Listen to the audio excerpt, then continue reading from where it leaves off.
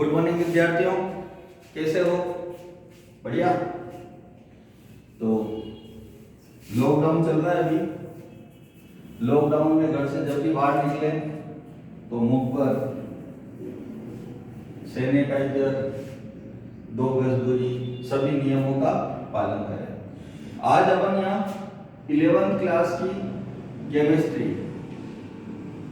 Start करने वाले हैं और केमिस्ट्री के अंदर हम एक छोटा सा टॉपिक है इलेक्ट्रॉनिक विन्यास के बारे में चर्चा करेंगे।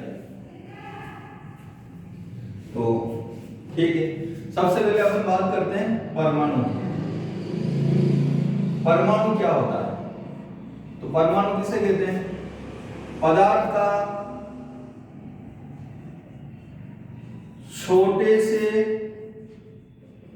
छोटा कण, पदार्थ का छोटे से छोटा कण जो किसी रासायनिक अभिक्रिया में भाग तो लेता है लेकिन स्वतंत्र अवस्था में नहीं पाया जाता। पदार्थ का छोटे से छोटा कण जो किसी भी रासायनिक अभिक्रिया में तो भाग लेता है परंतु स्वतंत्र अवस्था में नहीं पाया जाता। क्या कहलाता है? परमाणु कहलाता है। पदार्थ का छोटे से छोटा कण जो किसी रासायनिक अभिक्रिया में पार्टिसिपेट तो करता है, भाग तो लेता है, लेकिन स्वतंत्र अवस्था में नहीं पाया जाता। जैसे हाइड्रोजन की बात करें तो ये रासायनिक अभिक्रिया में तो भाग लेगा लेकिन स्वतंत्र अवस्था में नहीं पाया जाता।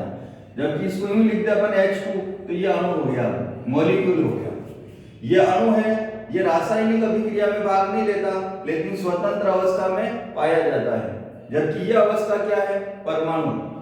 ये रासायनिक अभिक्रिया में तो भाग लेगा लेकिन स्वतंत्र अवस्था में नहीं पाया जाता। ठीक है, इसके बाद अपन बात करते हैं कि परमाणु में होता क्या है। मोटे रूप से अगर किसी भी परमाणु की संरचना, स्ट्रक्चर ऑफ एटम की बात करें तो मुख्यतया इसमें 2 भाग होते हैं। एक भाग होता है वो जो परमाणु के अंदर नाभिक के बाहर का भाग होता है, उसे कहते हैं बाह्य भाग, और एक भाग होता है जिसे कहते हैं अपन आंतरिक भाग। तो परमाणु में मुख्यतया कितने भाग हो गए?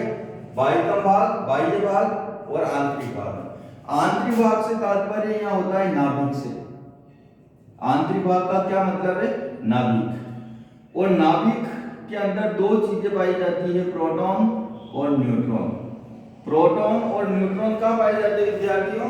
कोई पूछ ले तो कहाँ पाए जाएंगे? नाभिक में।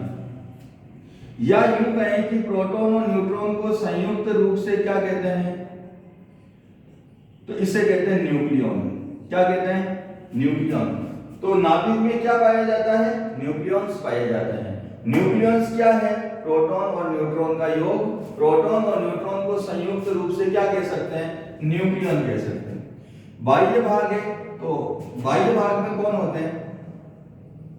कोश होंगे, और कोश के अंदर कौन चक्कर लगाता है? इलेक्ट्रॉन चक्कर लगाते हैं। कोश में इलेक्ट्रॉन चक्कर लगाते रहते हैं। तो इलेक्ट्रॉन मतलब E-, इस पर नेगेटिव चार्ज होता है। P का मतलब क्या है? प्रोटॉन। प्रोटॉन पॉजिटिव है। N का मतलब न्यूट्रॉन, और न्यूट्रॉन क्या होता है? न्यूट्रल होता है। ये उदासीन है, ये धनात्मक है और ये ऋणात्मक है। ये स्थिति अगर हम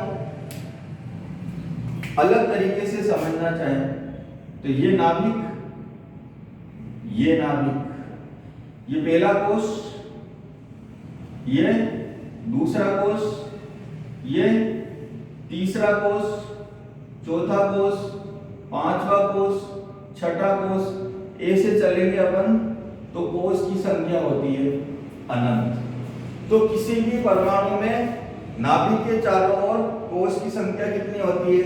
इनफाइनाइट, अनंत होती है। अब हम अगर बात करें कि इन कोष में अधिकतम इलेक्ट्रॉनों की संख्या क्या होती है, किसी भी कोष में अधिकतम इलेक्ट्रॉन की संख्या आखिरकार होती कितनी है? कि जैसे ये नाभिक है, इस नाभिक को ऐसा लिख सकते हैं कि नाभिक में क्या क्या होते हैं? तो प्रोटॉन और न्यूट्रॉन होते हैं। ये पहले कोष में कितने इलेक्ट्रॉन? 2 इलेक्ट्रॉन। दूसरे कोष में कितने? 8 इलेक्ट्रॉन। तीसरे कोष में कितने? ऐसे हम देखेंगे तो 18 इलेक्ट्रॉन होंगे। तो क्या ये मर्जी से लिख दिए गए हैं? पहले कोष में 2 है, दूसरे में 8 है, तीसरे में 18 है, तो इसमें मर्जी नहीं चलती। बस किसी भी कोष में अधिकतम इलेक्ट्रॉनों की संख्या, अधिकतम इलेक्ट्रॉनों की जो संख्या है वो 2n स्क्वायर सूत्र के द्वारा ज्ञात की जाती है। कौन सा फॉर्मूला है? 2n स्क्वायर, जहां n बराबर क्या है? नंबर ऑफ सेल, कोष की संख्या। ठीक है, पहले कोष की बात करें n बराबर 1 की, तो 2n स्क्वायर के हिसाब से 2 इंटू 1 का स्क्वायर, 1 का स्क्वायर 1, तो 2 इंटू 1 कितना हुआ? 2। यही कारण है कि पहले कोष में कितने इलेक्ट्रॉन लिखे अपन ने? 2 इलेक्ट्रॉन। हम अगर दूसरे कोष की बात करें, n बराबर 2, सूत्र वही है।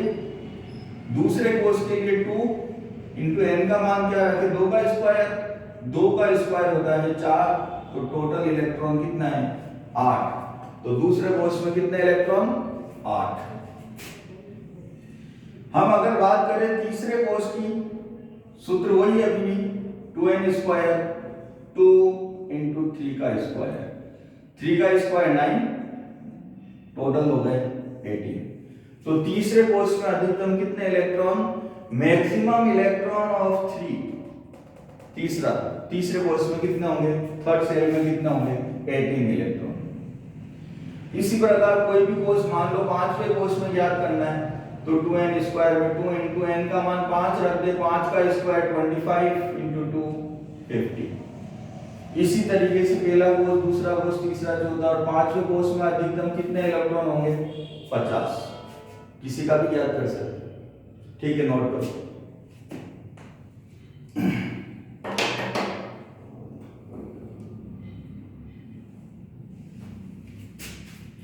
इसके बाद अपन बात करते हैं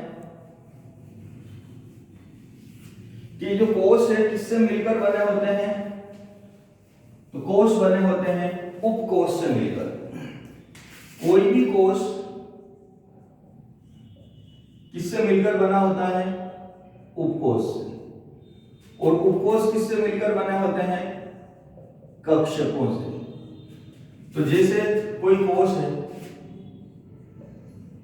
किससे मिलकर बनेगा कोष? उपकोष से। और उपकोष कितने होते हैं? 4, S, P, D और F। ये चारों क्या है? सब सेल है। ये सेल है, ये सब सेल है। इसे कोष को कक्ष भी कह सकते हैं, कोष को कक्षा भी कह सकते हैं, कोष को ऊर्जा स्तर भी कह सकते हैं, सब इसी के नाम है। ये उपकोष है, सब सेल है, उपकक्ष है, उपकक्षा है, उप ऊर्जा स्तर है, ऐसा अपन कह सकते हैं।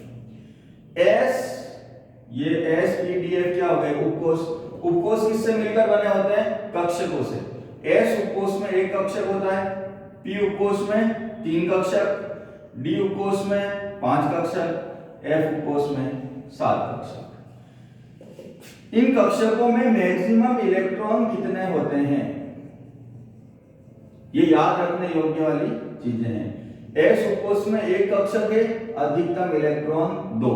किसी भी एक कक्षक में मैक्सिमम इलेक्ट्रॉन 2 होते हैं, तो कक्षक 1 इलेक्ट्रॉन 2, कक्षक 3 है तो इलेक्ट्रॉन 3 का डबल कितना हो गया? 6, कक्षक 5 है तो इलेक्ट्रॉन 10, कक्षक 7 है तो इलेक्ट्रॉन 14।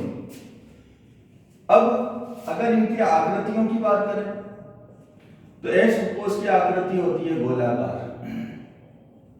कौन सी कार? गोलाकार।